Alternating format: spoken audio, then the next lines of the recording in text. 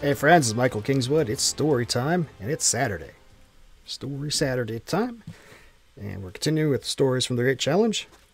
52 stories that I wrote over the course of a year, and this week is story number 23, a science fiction tale called Caledonia, about some colonists on an alien world who encounter some issues, to put it mildly.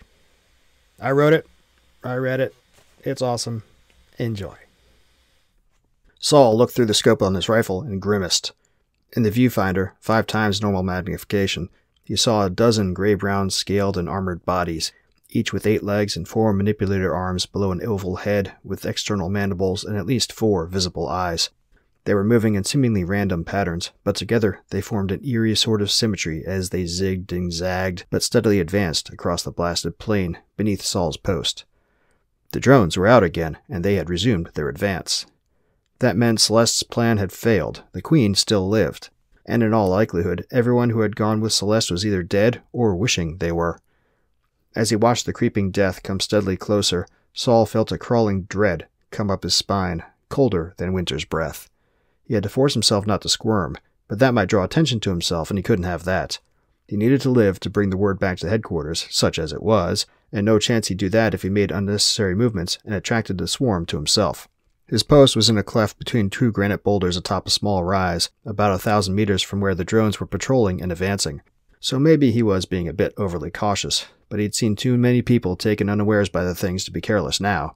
The plain in front of and below him used to be lush grassland, or at least this world's equivalent of grass, that stretched from the wooded foothills of the mountain range behind him all the way to the river where he and his fellow colonists had landed and set up their foothold on this brave new world.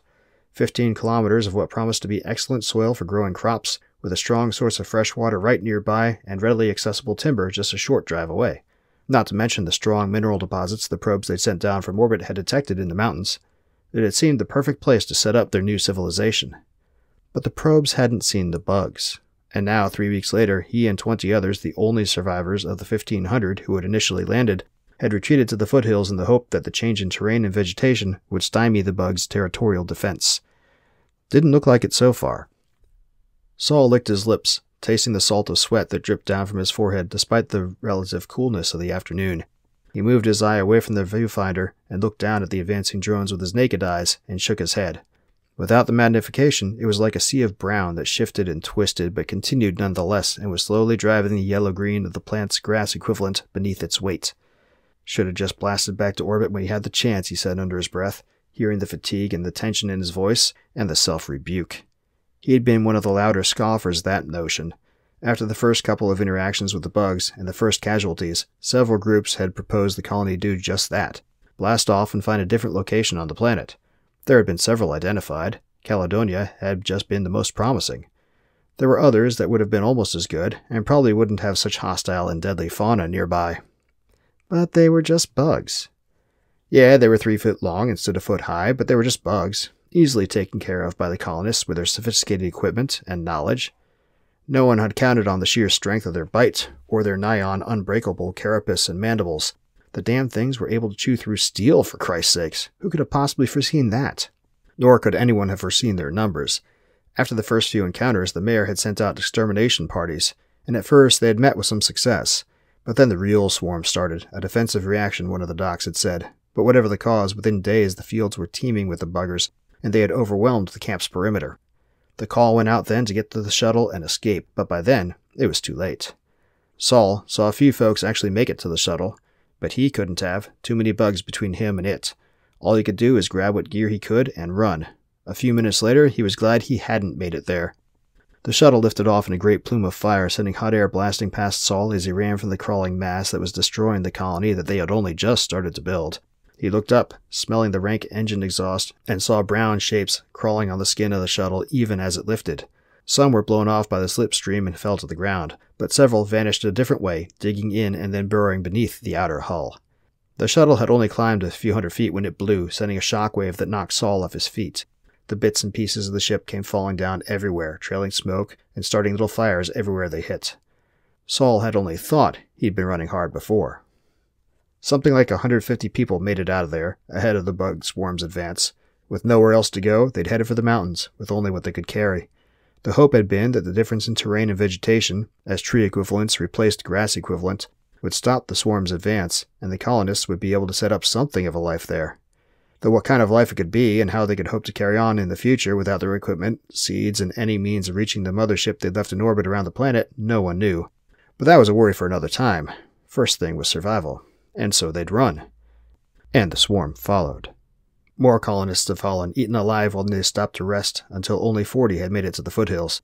Then Celeste had come up with a plan. If they could locate the queen and take her out, the swarm would be without a head. It would lose cohesion and die. And maybe the colonists would be able to go back and recover some of the equipment they'd lost. She'd even come up with a weapon of sorts that might just do the trick. A mixture of some chemicals one of the scientist guys had in his pack when he fled, which could produce a noxious nerve toxin that would take out just about anything. All they had to do was work past the advancing front of the swarm, then track the swarm's path back to the bug's hive and let fly. What the hell, no one else had a plan other than running. Most of the men in the group had stepped forward to volunteer. She'd taken 18 with her, and they'd run off to do the deed. Saul had stayed behind, not because he wasn't willing to go, but because someone needed to stay back to protect the kids and the women folk. Him and 4 other men were the last line of defense if the plan didn't work. He'd taken up station in this cleft of rocks, rotating every few hours with one of the others, and watched the advancing swarm, all while hoping Celeste and company would succeed. And for a couple days it looked like they had. The swarm had pulled back, retreating in apparent disarray. When Saul had turned over the watch last night, he had been in high spirits. When he'd taken it back this morning, Yusuf had been as well. But now their hopes were dashed. He slid carefully backwards, deeper into the crack between the rocks until the swarm was completely out of view. Then he got under his feet and turned, then hurried back toward the place where the others were camped, 200 meters behind and 20 meters above his watch station. Time to pass on the bad news. The other survivors were just as bedraggled as Saul. Some worse, a few better, but no one was taking the conditions well. All eyes turned to him, and one and all they were harried, haggard. The other grown men were all sporting new beards, and everyone's hair was ratty and matted. Everyone had on green jumpsuits like Saul wore, the uniform of everyone that had been issued by the colonial administration when they'd set out on this journey. And like Saul's, everyone's was more brown than green now, streaked with dirt and grime and blood and other fluids he didn't want to think on. The camp was makeshift at best. A few blankets and tarps stretched out between the trees that had begun growing a few tens of meters further down the hill, but mostly the shelters were the sorts of things Saul and his brother, and wasn't Seth so much better off on Earth now, despite its overcrowding and constant warfare, had learned in trail life. Lean-to structures made up of branches resting against tree trunks or against large rocks, coated in mud and fallen leaves to make a semblance of a roof. A couple of fires were burning, sending fragrant smoke toward the overcast sky above. Someone had run with a coffee pot, and it smelled like one of the women was brewing a tea of some kind. One good thing they had discovered was that the wood on this world and the vegetation had a fair amount of aromatic and spicy compounds in them, so the wood smoke smelled almost of incense, and the tea, certainly made from the clippings of the leafy vegetables around here, was spicy enough to get his mouth watering just thinking about it. Yusuf, who Saul had relieved just a couple hours earlier, was poking the tea's cook fire with a stick when Saul approached. When he saw Saul, he dropped the stick and stood. He was a little bit shorter than Saul, and used to have a bit of a paunch before all this started. Now his jumpsuit was starting to become loose about his midsection. One thing they hadn't fled with much of was food. "Saul," Yusuf said, his eyes narrowing with concern and his tone confused. "What are you doing back? Bill doesn't relieve you until—" "Colleen's plan didn't work," Saul said, interrupting him in a voice that easily carried to every ear in the camp. "The swarm's back, and moving faster than ever." "Damn it," said Cynthia, a young, shapely redhead with a gaggle of 3 children who had all somehow managed to escape without harm, though her husband had not. She was sitting on a stump, doing her best to mend someone's jumpsuit with what was left of the sewing set she had brought with her. She looked from Saul to Yusuf to the other 3 remaining men in the group questioningly. "What are we going to do?" Saul had no good answer to that one, but even a bad answer was better than none at all. "We continue with the original plan," Saul said. "Get further up the mountains. There are more rocks here than down there." He gestured back the way he came. "The bugs burrow, but maybe they can't burrow through stone. Maybe they won't follow." "Maybe." Cynthia's tone was doubtful, almost scornful, but the look on her face was resigned. She didn't have a better idea either, so even if she doubted this one, what else was there for her to do? What else was there for any of them to do? Saul looked back at Yusuf, who frowned for a long few seconds. Then he nodded agreement. The other men did as well. What other course had they? Without another word, they all got started breaking down the camp. Within the hour, they were all walking uphill, away from the advancing swarm. The sun, Saul still thought of it as the sun, even though the system was dozens of light years from Saul, was low against the horizon, and he was soaked with sweat. His breathing came in heaves and his heart thumped in his ears. The last several hundred meters had been grueling. Looking back down the way the troop had come, and in some cases was still coming, it appeared they had ascended a meter for every meter they had advanced, or near enough to it at least. But they had also made good progress, and he could clearly see the plain well below them and behind through a break in the trees. He could also see the swarm, the mass of brown eating away at the yellow-green. But was it his imagination, or had it not advanced nearly as quickly as it had been the last time he looked? It had reached and overcome the little hill he had used as a post. He could see that hill clearly, far below and behind. But it looked like the swarm had not followed so readily into this higher country. Was the plan working? The younger of Cynthia's children scampered up next to him. The boy's cheeks was flushed, and he was breathing heavily, but his eyes were alight with something almost like glee, and he didn't look at all spent. He looked down toward where his mother and sisters were still clambering up, then at Saul, and grinned. Somehow Saul found himself returning the grin, the youth's exuberance combining with the apparent slowing of the swarm to raise his spirits immensely. "Help your mother, Kevin," Saul said. The boy nodded, then scampered the few steps down toward Cynthia. Shortly all four of them were standing at the top of the rise next to Saul and looking back down through the trees. "Do you think they've stopped?" Cynthia asked, between breaths. "Time will tell," Saul said. He wanted to say yes, they were past the danger, but twice now he had thought the problem solvable, and twice he had been proven wrong. False hope was worse than no hope. He turned away from the view toward the path ahead. Here the rise was flatter, almost not an ascent at all. The others in their group were trumping ahead, obviously tired with stooped shoulders and lowered heads as they walked in an approximation of a line behind Bill, the youngest and sprightliest of the surviving men, and so the guy who'd taken point. But despite their fatigue, they moved at a better clip now, and they'd already put several meters between themselves and Saul, Cynthia, and the kids. "Come," Saul said, "we'll rest soon, but we need to make as much distance as we can," just in case the swarm hadn't actually stopped. So he, with Cynthia and her kids, picked the pace back up again and moved to catch up with the others. The sun continued to lower as the troop marched on, and Saul was beginning to think they really needed to stop soon before they ran out of light.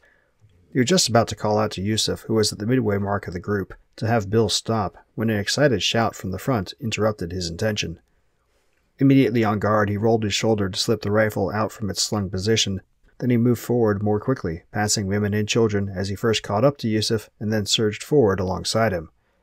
His mind flashed through a dozen scenarios that could have evoked the cries he had heard from Bill and the other men at the front, and from the kids up near him, but none of them matched what he saw when, between one step and the next, he emerged from a forest of tree equivalents with leafy underbrush to a clearing that stretched for at least a kilometer in each direction and that held in its center a lake that looked at least to be perfectly circular, or near enough to it.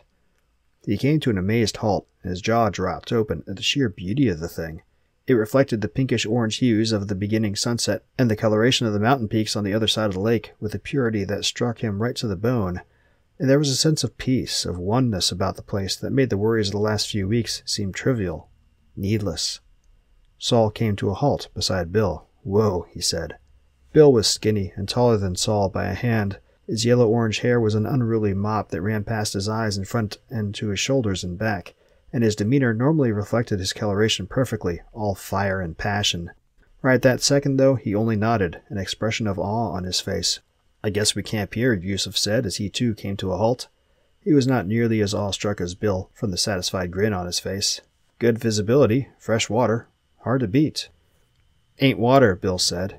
Saul looked askance at him, and Bill must have seen it. He gestured toward the lake with his left hand. "Look more closely." Frowning in puzzlement, Saul followed Bill's gesture with his gaze. At first he wasn't sure what Bill was talking about. It was highly reflective, but that was hardly unusual in water of its stillness.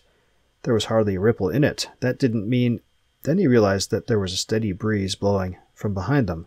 It had been at their backs for so long he had stopped thinking about it, since he hardly felt it. But now that they were stopped, he felt it clearly. But with the breeze blowing, how was the lake so still? He leaned forward and squinted, and felt his breath catch. Bill was right. The reflection was too perfect, without blemish. And as he leaned forward, he saw himself in the fluid, and he saw a silvery shimmer for a second in his reflection. "What is it?" he asked. Dropping down into a squat so he could view the fluid more closely, he definitely could see that it was silvery, and it must be fairly dense, or the breeze would have stirred it. He reached out to dip his fingers into it and immediately felt Bill's hand on his shoulder. Saul looked up to see the younger man staring down at him, his green eyes deadly serious. "Don't," he said. "It's not for you." Saul blinked. "What do you mean it's not for me?" Bill looked confused for a second, then shrugged, shaking his head. "I'm not sure, just—" He trailed off, going back to stare at the lake for a few seconds. Then he spoke again, more resolutely. "Just don't touch it." Unsure what to make of Bill's statement or demeanor, Saul nevertheless obeyed and retracted his hand. Standing back up straight, he turned to Yusuf and shrugged. Then he said, "Probably better camp back under the trees. Don't want one of the kids wandering into this stuff, whatever it is." "Good call. I'll get them stopped." He turned and went back to the rest of the group to get them settled, leaving Saul and Bill alone at the lake's edge. They stood silently for a time, then a thought struck Saul. "Did you ever see the probe scans of these mountains, Bill?" Bill shook his head, not looking at Saul, but still at the lake. "I did. I don't recall seeing this lake in any of the scans." Bill frowned slightly. After a moment he said, "Well, it's here now." "Yeah, but—" Bill surprised him by surging forward toward the lake itself. "Bill!" Saul cried, and reached out to stop him. His fingers brushed at the back of Bill's jumpsuit, but he couldn't get a firm grasp on him. And then he was leaping out over the fluid of the lake. Bill seemed to float there, suspended over the silvery fluid for a second. Then he fell into it. He didn't make a splash. The fluid just flowed around him as he made contact with it. And then he was gone. Bill's loss struck the survivors hard, and it took a lot of effort to stop everyone from panicking. In truth, Saul wasn't sure he and the other guys did any good at all. Regardless, there was no way they were staying there that night, so immediately after getting everyone at least semi-coherent, they set out through the woods at a right angle from the lake in their previous heading. It wasn't long, though, before the shadows had grown long, and it became clear that they were going to lose the light very soon. Still, from the looks on people's faces, fatigue or no, oncoming night or no, the incident with the lake had many wanting to continue straight on regardless. That was foolish. But in the end, Saul felt it was sheer exhaustion, and not his and Yusuf's arguments against it, that won out, and so after not too much objection, the troop bedded down for the night. Or rather, lay down on the dirt and fell fast asleep, since there was no time to build shelters, and no one had the energy to do so. Only one person bothered to make a campfire, and that was small and feeble, since even its tender fell asleep before she could build it up properly, so exhausted was she. Saul and the other men discussed setting a watch and agreed on a rotation. Saul was supposed to have the third watch, awoken by Kent. But when he awoke, on his own, in the morning, the sun was shining brightly, and it was clearly almost noon. Chagrined and feeling momentarily guilty over missing his watch, Saul sat bolt upright and looked around. Everyone else was fast asleep still. "Must have been more tired than any of us thought," Saul said to himself as he pushed himself to his feet. And no wonder. They had pushed themselves extremely hard physically, and the renewed stress and lack of good, consistent food for several weeks now led to a lack of stamina. No wonder everyone had taken an extra long snooze. Still, they were in no condition to truly rest up, not in these circumstances, if a cracking twig from behind made Saul turn around. His blood went to ice. Bill stood there, at the edge of the little circle of people who were all that remained of Saul's colony. But it wasn't Bill. Oh, it looked like him. It had the same lanky build, same posture, same movements, but its eyes were pure silver, and there were silver streaks in the reddish-yellow hair. Its fingernails were silver as well, as was its jumpsuit. Still, Saul found himself saying Bill, even though he knew it couldn't be the lost man. The creature, whatever it was, stepped forward, moving carefully around the prone bodies, until it came to stand directly in front of Saul. This close, it carried the odor of damp earth, mixed with the aromatic spices that rose from a campfire here. Saul swallowed. "Who are you?" The thing that looked like Bill cocked its head at him. "Who are you?" it replied. "You invade me. Carve my body." It gestured toward the embers of the campfire. "Burn me." It narrowed its eyes at him. "You try to kill my daughter and her children. Who are you?" The last came out as a demand and an accusation. Saul swallowed. What was this thing? "We come from a faraway world. You invade," the thing said. Saul shook his head. "We seek a new home." "So this one told me," the thing wearing Bill's face said. "Nevertheless, you invade, and kill. I cannot allow." There was a crunching sound from all around. Saul turned his head and saw, with growing horror that threatened to loosen his bowels against its will, bug drones digging their way up, dozens of them in 2 rings, no 3, completely surrounding the band of slumbering colonists. Saul turned back to the bill creature and raised its hands towards it, open and palms outward in a sign of peace. "Wait!" The thing cocked its head at him again, and the bugs stopped moving, all at once. "We don't want to cause harm, just to live. For you, living is harm. Harm to my children, and me." The bugs began to move forward again, but Saul swallowed. "If you do this, you'll be killing our children." He gestured to the left, to where Cynthia lay sleeping, her 3 kids curled up closer to her, on either side of her. He had no idea what kind of link this thing had with the bugs, but clearly it was controlling them, and thought of them as its children. Maybe that was a way in. The bill creature followed Saul's gesture toward the mother and children, and its lips compressed slightly. Clearly it was thinking that angle through. Saul decided to run with it. "We didn't know about your children. We don't want to harm them, just to live for ours. If you don't want us here, we'll leave." He tried an ingratiating smile, but wasn't sure how well he did. "You just had to say so." The bill creature looked back at him fully. "You cannot leave. This one knows. Your transport was destroyed." Damn, he should have known the thing would have gotten that from Bill too, but still, the mothership had more than one shuttle. If enough equipment had survived. "We have another ship in orbit." He pointed up at the sky. "If we can get back to Caledonia, we can try to contact it and send another transport down. Then we will get in and leave, and never come back." The creature looked up at the sky, and the lines of its lips turned downward, forming a deep frown. "No," it said after a moment. "This one thinks that will just lead to more invasion from others of your kind." It gave a little jerk of its head, and Saul felt the very ground beneath his feet shift, just for a second. It didn't feel all that severe, but all the same, Saul had the impression something profound and powerful had just occurred. "The large ship will not tell the others about me and my children now." It looked back down at Saul, and the frown faded, replaced by a look of serenity. "My children will be safe, and no more invaders will come." He reached out his hand toward Saul. He wanted to recoil from it, but he found he couldn't, and the bill creature's fingers, cold but thrumming with energy and power, touched his cheek. He had a flash of the bill creature's mind. It was immense, filling this entire world. Every crack in the rock, every shift in the mantle beneath the tectonic plates, every movement of every creature on its surface, and the motion of its 3 moons. And now, the motion of the mothership as its orbit, perturbed by some adjustment of the planet's gravitational vector, began to spiral in toward atmospheric re-entry. "No," Saul said, the denial sounding as impotent as he now knew it to be. This creature was the planet, and it did not want them there. Nor did it want any other humans to ever return, so it would not allow word of it to get back to Earth, or any survivor to do so either. "No," he said, this time in a strained whisper. "There will be no pain," the bill creature said, and Saul began to feel drowsy again. "And your parts will become a part of me. That is my gift to you for helping me to understand." Saul wanted to move, to fight, to do something, but his limbs were heavy, and his vision was fading. All around he heard vague sounds.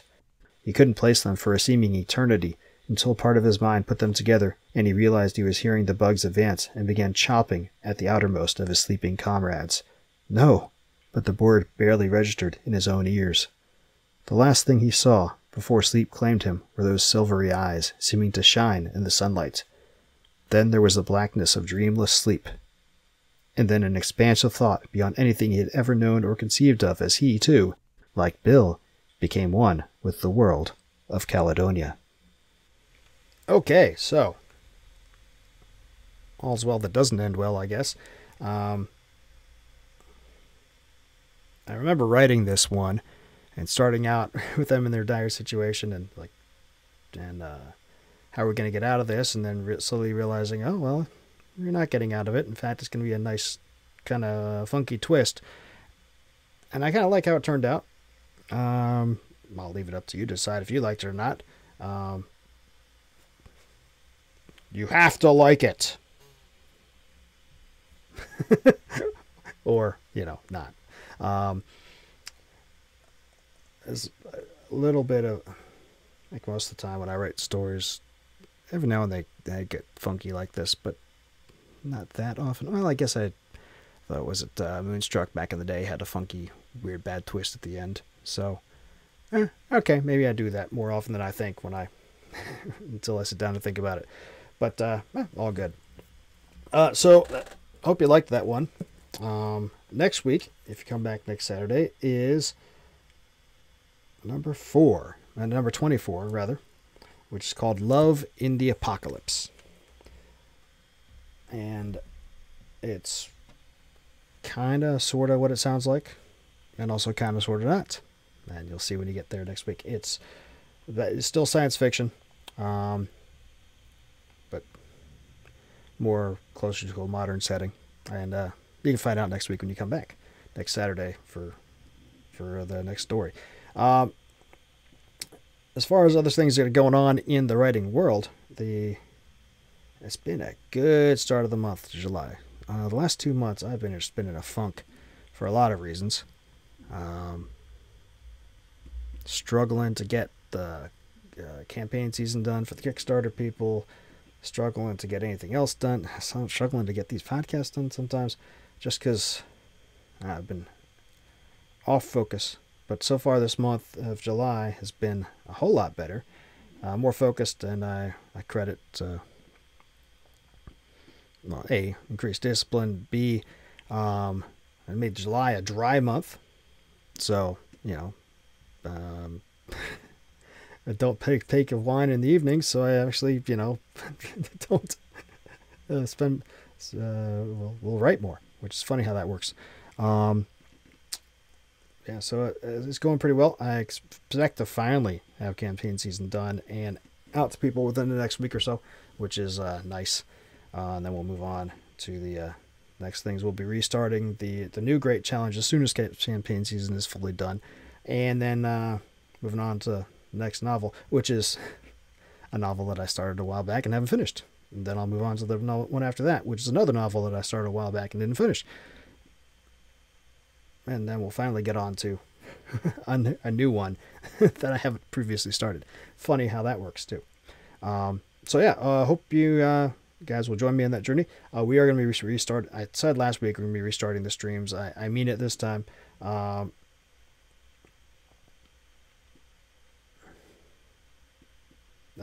haven't firmly decided on the time yet, just because of changing schedule with kids stuff. But I'll figure it out and let everybody know. In the meantime, if you like my books and like my stories, like what you see in here, go by MikeKingswood.com. You can sign up for the newsletter there and become a member of the website. Send a few bucks a month. Help you out. MikeKingswood.com/store will get you to the place where you can get all the books, including this.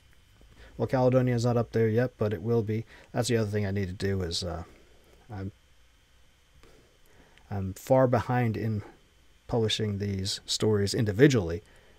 They're all in the Stories from the Great Challenge, but the individual stories and individual audiobooks I'm far behind on, just because, again, the funk I've been in the last 2 months. Anyway, but everything you want and all the various formats you want, except for the last few stories that I've done as weekly things, are on the store there. You can get them straight from me. It's better than going to a retailer. You can go to the retailers, Amazon, Barnes & Noble, Kobo, all the rest. Thing is, they take a cut of the money, which doesn't get taken if you come straight to me, and it's a middleman. Things get weird sometimes, and some of these companies are frankly capricious, and it's better to have a direct relationship. So to avoid possible chicanery down the road. And also, I like the notion of controlling my own business destiny better than the notion of having to depend on all these other companies, who knows what can happen with them. They're big companies, still, right? Anyway, so that's what's going on. Yeah, and I hope you will join me next time. Until then, make sure you subscribe, like, share, tell all your friends what we're doing here. And I'll talk to you next time. Until then, don't do anything I wouldn't do.